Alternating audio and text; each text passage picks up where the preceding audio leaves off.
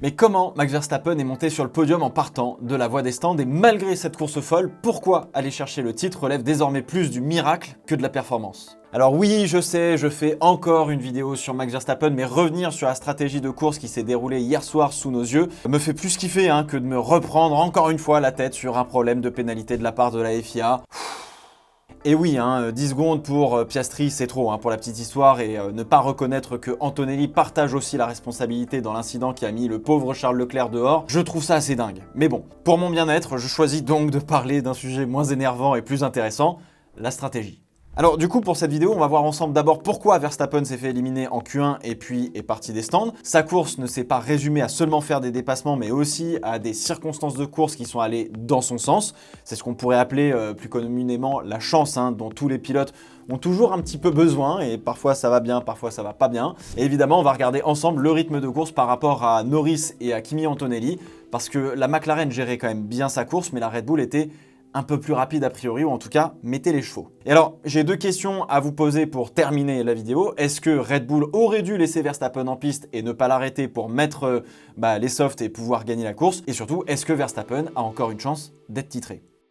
Alors on le sait cette année, Red Bull tente de rendre sa voiture moins sensible que les années précédentes. D'ailleurs, on vous prépare justement une vidéo sur les 3 clés qui ont permis à Max Verstappen de performer autant depuis la trêve estivale et ça sort mercredi. Alors ceci étant dit, Verstappen l'a dit lui-même en qualification, il ne ressentait rien du tout au volant de sa monoplace. L'équipe a pris une direction sur les réglages de la voiture entre la sprint et la qualification qui est allée dans la mauvaise direction et a sorti entre guillemets la voiture de sa fameuse fenêtre d'exploitation. Là aussi, il faudra regarder la vidéo de mercredi pour comprendre ce que c'est. Alors c'est la première fois que Max Verstappen se fait sortir en Q1 à la régulière, seulement sur une variable de performance et pas sur un problème ou un concours de circonstances. Red Bull a donc fait des ajustements sur la voiture et a touché au réglage de la suspension et a mis un nouveau power unit sur la monoplace du Néerlandais.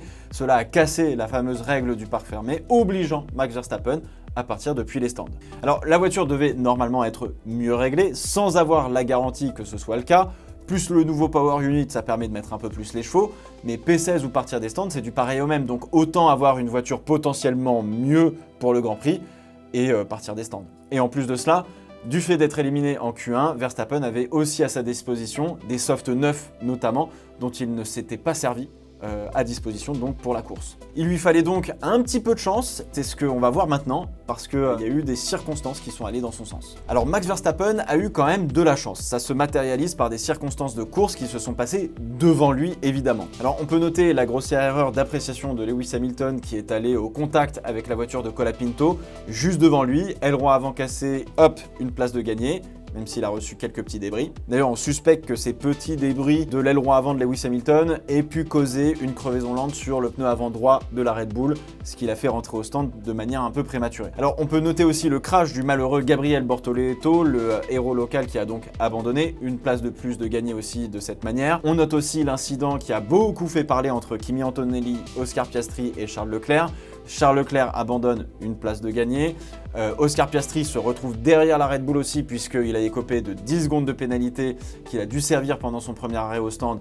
Encore une autre place de gagné. Et alors dernière variable à prendre en compte, la safety car qui est arrivée au début de course mais qui n'a pas spécialement joué en la faveur de Verstappen pour le coup, à part lui permettre de recoller un peu au peloton vis-à-vis du départ où il partait d'un peu plus loin avec la pit lane. Mais c'est surtout la virtual safety car qui a permis au pilote néerlandais de s'arrêter au stand pour changer ses pneus durs en pneus médium, d'avoir un arrêt qui a du coup coûté moins cher et qui l'a aussi décalé en stratégie pour le mieux, même s'il repart dernier à la fin du tour 8. Alors devant lui, les pilotes en soft allaient s'arrêter plus tôt et donc lui libérer de l'air propre pour pouvoir attaquer et donc du coup grappiller des petites secondes sur la tête de course. Alors le gros défi pour Max Verstappen sur le Grand Prix, c'était de ne pas se retrouver dans un train DRS et rester englué dans le trafic sans pouvoir remonter. Il fallait donc une voiture performante, bien réglée, qui ait un véritable différentiel de performance avec les voitures concurrentes. Du coup, la première variable à prendre en compte, c'est qu'il a pu se débarrasser des pneus durs assez tôt dans la course. D'ailleurs, chez McLaren, on suspecte un peu qu'il n'y avait pas forcément une petite crevaison lente, mais que la VSC est arrivée au bon moment pour se dire « Bon, les pneus hard, c'est vraiment de la merde,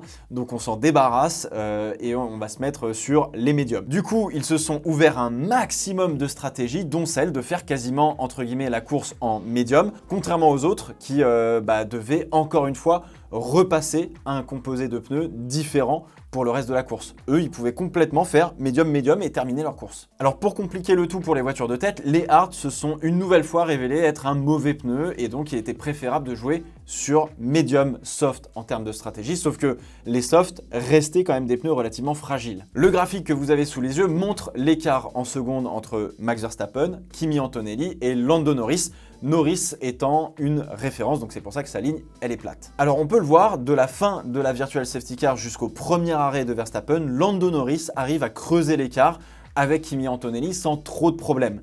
Verstappen perd aussi du temps sur Lando Norris puisqu'il est obligé de dépasser des voitures et perd du temps dans le trafic.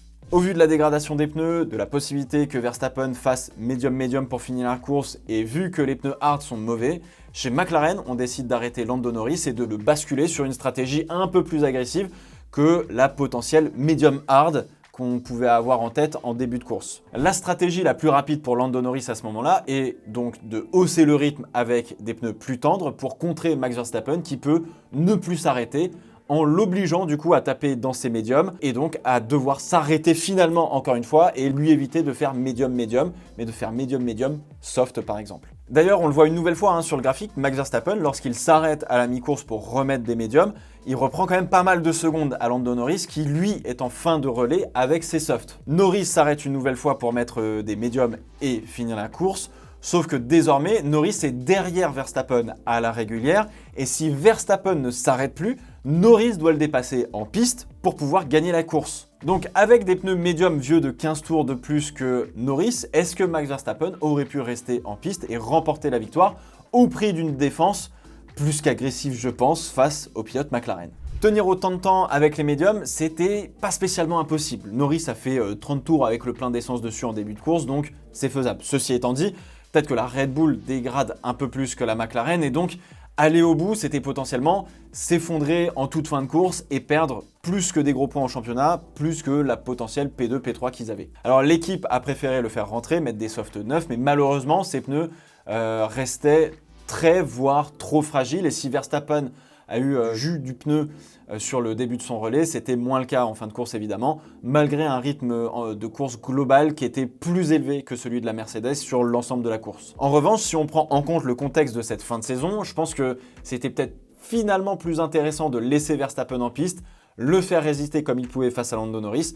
Norris aurait fini quoi qu'il arrive, je pense, par le dépasser, rien qu'à la différence de performance de pneus par exemple, mais le fan en moi aurait voulu voir ça. Mais tout cela, ça se calcule avec des simulations et si les ingénieurs chez Red Bull ont choisi cette stratégie, c'est que Verstappen allait perdre plus que la P3 s'il restait en piste. Et j'ai l'impression que Verstappen était assez d'accord avec son équipe et assez conscient de la difficulté de devoir résister à Lando Norris. Et donc, désormais, Verstappen pointe à 49 points de Lando Norris. Avec 3 grands prix restants, dont un week-end sprint, le pilote néerlandais n'a plus du tout le destin du titre entre ses mains. Non seulement il faut qu'il soit parfait, mais en plus de ça, il faut vraiment que Lando Norris ait beaucoup de problèmes, entre guillemets, pour avoir une chance de jouer le titre. C'est même pas une chance de le remporter, c'est une chance de le jouer. Ce qui n'est pas la même chose. Les 3 derniers Grands Prix pour aller chercher le titre relèvent plus du miracle pour Verstappen que de la performance de la Red Bull et du pilote. Et c'est en ça que je me dis que devoir résister à Lando Norris au Brésil, sur la piste, était peut-être la dernière grosse bataille qu'il fallait lâcher parce que maintenant ça devient presque